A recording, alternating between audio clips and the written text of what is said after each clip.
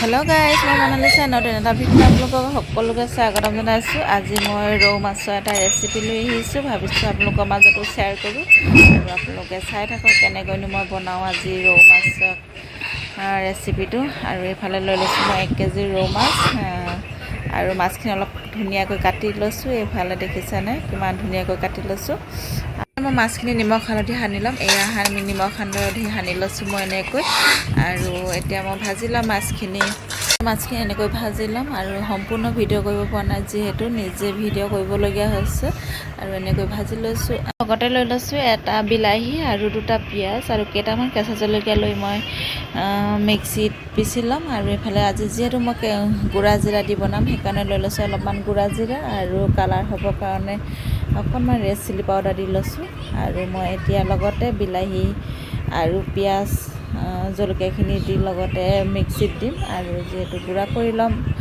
আৰু মই যিহেতু আজি খালীকৈ বনাম মাছটো আৰু ইয়াত কোনো বস্তু এড নকৰোঁ সেইকাৰণে মছলাটো অলপ বেছিকৈ লাগিব।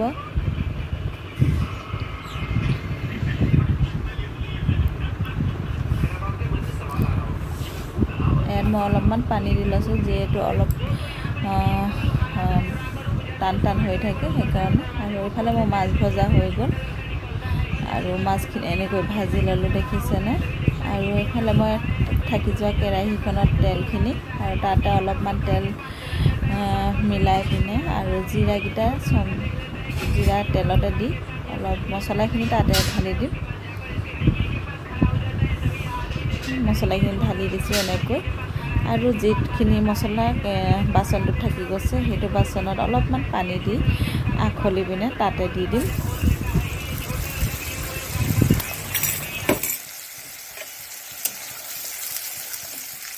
এইটো হ'ল আমাৰ বাটাৰ মছলা ফিছ কাৰী, ফিছ বাটাৰ মছলা।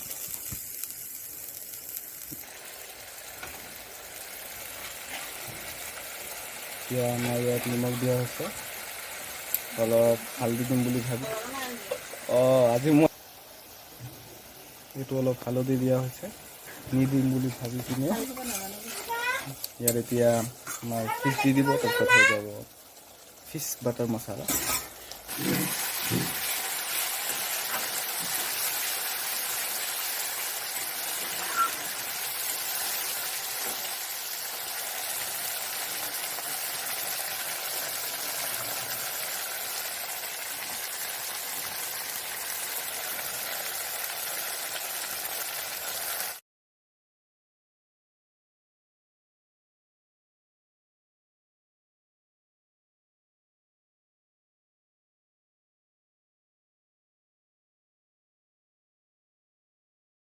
আৰু এইফালে মোৰ মছলাখিনি একদম শুকাই গৈছে পানীবোৰ আৰু মই এনেকৈ ভাজি লৈছোঁ ধুনীয়াকৈ।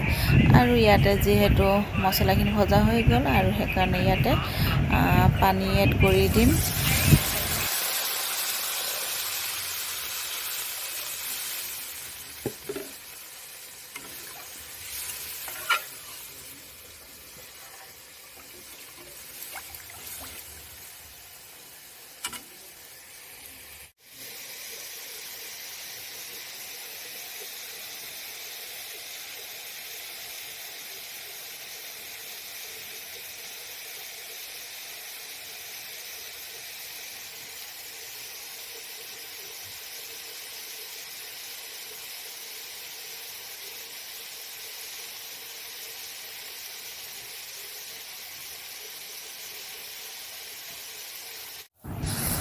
আৰু এনেকৈ উতলাৰ পাছত এতিয়া মই মাছখিনি ইয়াতে দি দিম।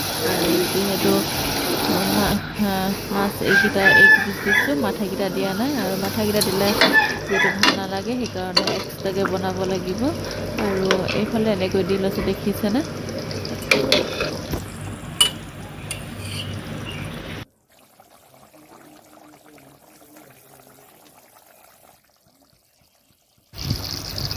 আৰু এইফালে মোৰ মাছ বনোৱা হৈ গ'ল দেখিছেনে কিমান ধুনীয়া হৈছে কালাৰটো। আৰু মই এতিয়া নমাই দিম মাছখিনি। আৰু এইফালে মাছখিনি এটা গামলাত নমাই দিলোঁ। আৰু এটা কথা কৈ দিওঁ, আমি আজি ৰাতি লগৰ এজনী ঘৰত পাৰ্টি কৰিবলৈ যাম। আৰু আপোনালোক আপোনালোকৰ মাজত অকণমান দেখাবলৈ চেষ্টা কৰিম আৰু আপোনালোকো চাই থাকিব আগলৈ কেনেকুৱা লাগে।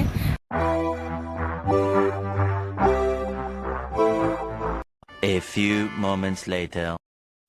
এতিয়া আমি আহি লগৰজনী ঘৰ পালোহি। চাহ খোৱাও হৈ গ'ল, কাৰণ আপোনালোকক আগত আহি দেখাব নোৱাৰিলোঁ, কাৰণ আহি লগে লগেতো মোবাইলটো চালে সিহঁতিতো অলপ বেয়া পাব ন, সেইকাৰণে অলপ দেৰিকৈ মোবাইলটো উলিয়াইছোঁ। আৰু এইফালে চবেই এনেকৈ বহি আছে আৰু আমি এতিয়া ৰান্ধিবলৈ প্ৰায় শেষেই হৈছে, ৰন্ধা আধা। এতিয়া বনাই আছে হাঁহৰ মাংস আৰু এফালে বনাই আছে বিলাহীৰ লগত মাছে জোল বনাই আছে, আৰু এইফালে আমি এনেকৈয়ে খাম আৰু গোটেইকেইজনে। এয়া দেখিছেনে, এনেকৈয়ে বনাই আছে। আৰু আমি লগৰকেইজনী আহিলে কিমান ফূৰ্তি হয় আপোনালোকে জানেই চাগে, আগৰ ভিডিঅ'বোৰত দেখিছে। আৰু আজিও এনেকৈ আমি ফূৰ্তি কৰিম অলপ, আৰু ফূৰ্তি কৰি মেলি ঘৰলৈ যামগৈ আৰু অলপ দেৰিকৈ। আৰু এইফালে বহি আছে এই তিনিজন। আমাৰ লগৰকেইজনীকহে দেখিছে, কিন্তু হাজবেণ্ডবোৰক আপোনালোকে এতিয়াও দেখি পোৱা নাই। এইটো ভিডিঅ'ত আপোনালোকে দেখিছে। এইফালে ল'ৰা ছোৱালীসোপা এনেকৈ মোবাইল চাই থাকে। মোবাইল বুলি ক'লে একদম পাগল সিহঁতি, এটা ওপৰত এটা ভৰি পেলাই কেনেকৈ মোবাইল চাই আছে দেখিছেনে। সিহঁতি পূৰা মোবাইলত একেবাৰে পগলা হৈ গৈছে। আৰু এইফালে আমাৰ ভাত চাত বনোৱা হৈ যাব, আৰু ভাত বনোৱা হৈ গ'লে আমি খাম আৰু যাম। এইফালে কালি চবৰে নিজৰ নিজৰ ডিউটি আছে। এইফালে মাংস তৰকাৰীটো হ'বই আৰু পানী দিছে, এইফালে চব্জি তৰকাৰীটো হ'ব, এইফালে পাপৰ ভাজিছে। আৰু আমি কিজনী আজি তিনিজনীয়ে ড্ৰেছযোৰ মিলাই আহিছোঁ। কালাৰটো একেই হোৱা নাই, কিন্তু কাপোৰ একেই আৰু ফুলবোৰ একেই হৈছে। কিন্তু লগৰবোৰ এনেকৈ মিলাই মেলি গৈ ভালে লাগে। কিন্তু আৰু লগৰজনী যাৰ ঘৰত আহিছোঁ তাই মিলাব পৰা নাই, সেইকাৰণে অলপ মনটো বেয়া কৰিছে। একো নাই, তথাপিও ফূৰ্তি কৰিয়ে আছে। আৰু আজিলৈ আমি ভিডিঅ'টো ইমানতে সামৰিছোঁ। যদি আপোনালোকে মোৰ চেনেলটো এতিয়াও ছাবস্ক্ৰাইব কৰা নাই, ছাবস্ক্ৰাইব কৰি দিব, আৰু কাষতে থকা বেল আইকনটো টিপি দিব, আৰু লগতে কমেণ্ট এটা কৰি জনাব কেনেকুৱা পালে।